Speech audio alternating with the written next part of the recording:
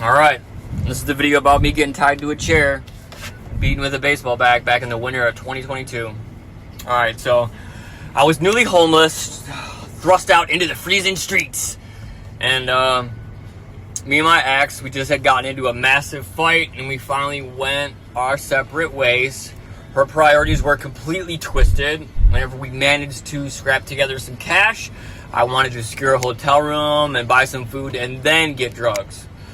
I just wanted somewhere warm and safe to get high, you know. I didn't want to be freezing cold outside getting high. I wanted to enjoy myself. But she didn't care about that. All she wanted was her next hit.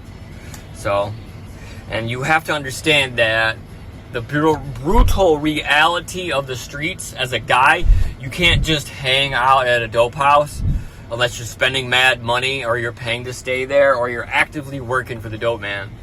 Now, women, however, they get a pass.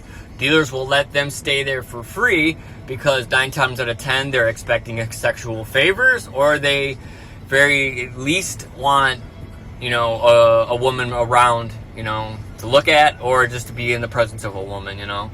Men don't get a free pass like that, you know. So my ex and I clashed over this, and on top of everything, I had just found out she was tricking and selling herself for drugs and money behind my back. And still coming back to me and sleeping with me and putting my health at risk, even though I was already putting my health at risk doing drugs, putting a needle in my arm. But anyways, I didn't care about that.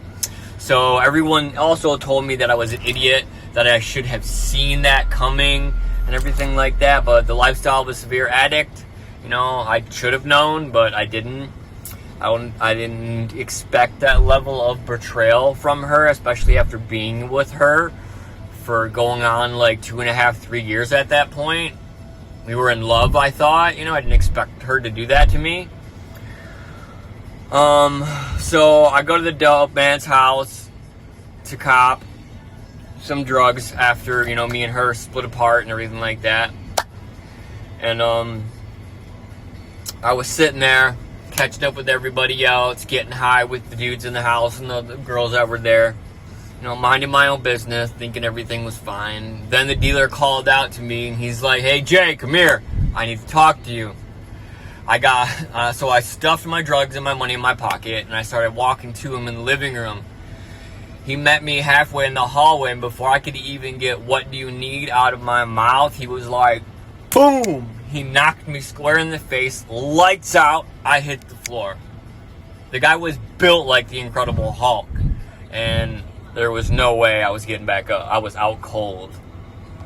Alright, now as I'm laying down, knocked out on the floor, he continues to beat me, kick me, punch me. He's going crazy on me. To the point where people in the other room come out in the hallway and they're pulling him off me. Like, dude, stop, you're gonna kill him, knock it off. He don't care. If I kill him, he thinks I did something to him. He thinks I robbed him. I don't even know this at this point because I'm on the floor knocked the out. I don't know what the hell just happened. So they end up picking me up. He has the dudes that had him that were pulling him off of me, take me and set me in this chair in the living room. Now I don't get tied up or anything yet because I come to and I'm just like sitting in this chair. I don't know how long I was out. Still daylight out, right? And then,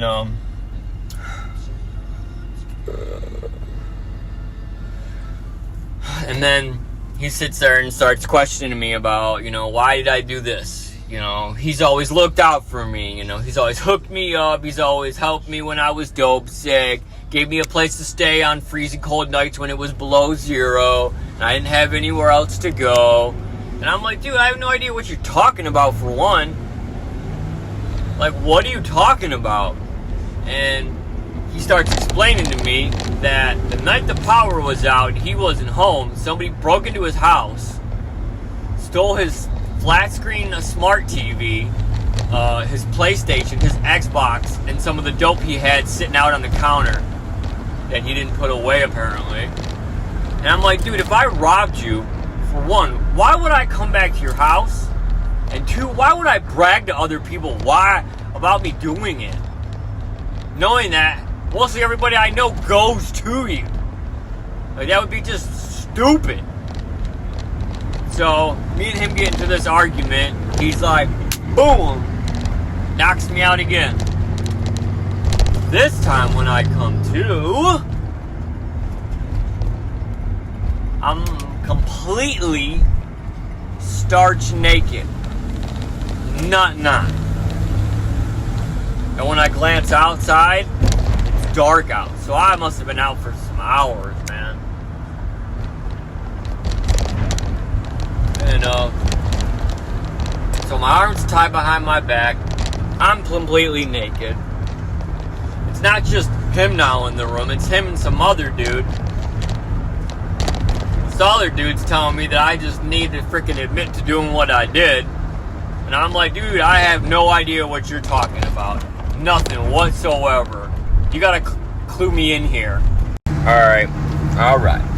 So, I'm tied to this chair. He starts beating me with a baseball bat. It's just getting worse and worse at this point. He starts taking this knife and he starts heating it up. And starts touching me with it. Like, just with me. Trying to play games with me. Well, at this point, I'm thinking I'm gonna die.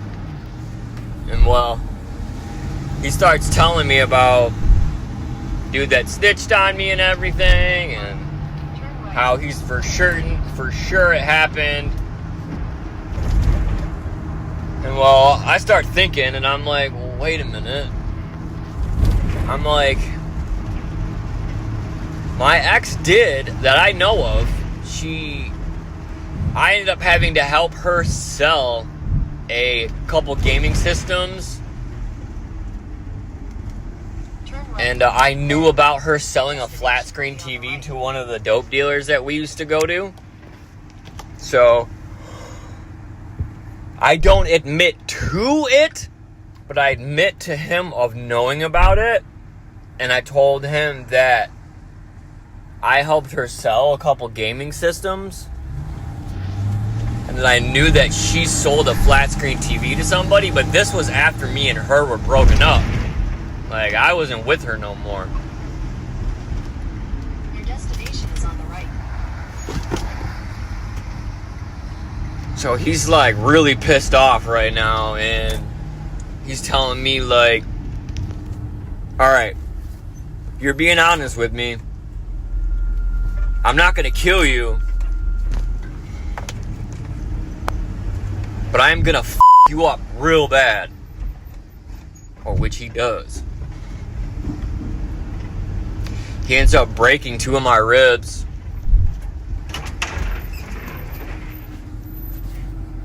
And he ends up telling me that if I ever get back with that bitch, that he's gonna personally kill me himself because of how stupid I am. Now, it takes a while, but he ends up untying me and letting me put my clothes back on. Actually, no, he didn't even let me put my clothes back on. He had me leave the house naked. I had to run out of the house naked, and I had to go through his garbage to get my wallet and my license and all my belongings out of it, because I had to wait for him to throw everything out to get my original stuff. I had to go to a homeless man that was down the street and get clothes from him to wear stuff. It was horrible. It was very horrible. About 2 weeks after all that happened, I ended up getting in touch with my mom, and she ended up taking me to rehab, and I ended up getting clean for a couple of months. Got a job. I was doing really good. And then that woman, my ex, ended up popping back up in my life. And I missed getting high, and I had money, so I went right back to the hood. I hung out with her for a whole weekend, and my life got turned right back upside down. That's what drugs do to you. They ruin you. And we and her were also like trauma bonded, and I know I was a retard for getting back together with her, for her especially almost getting me killed. But she got it pretty bad from what I understand when he ended up catching up with her. And the guy that stole stuff with her, I have no idea what happened to him. Oh yeah. Moral of the story? Don't do drugs, kids. Well, I hope you all liked the story. I left out a couple details because I really didn't feel like getting that far into it. And if you couldn't tell, I really didn't like talking about it. Because I do have bad nightmares from it sometimes. Like, I'll wake up in the middle of the night, like, in a panic, thinking that it's happening again. So, yeah. That's the story of me getting tied to a chair, butt naked, and beaten with a baseball bat for something that I had nothing to do with. At the light, turn right onto Walden Boulevard.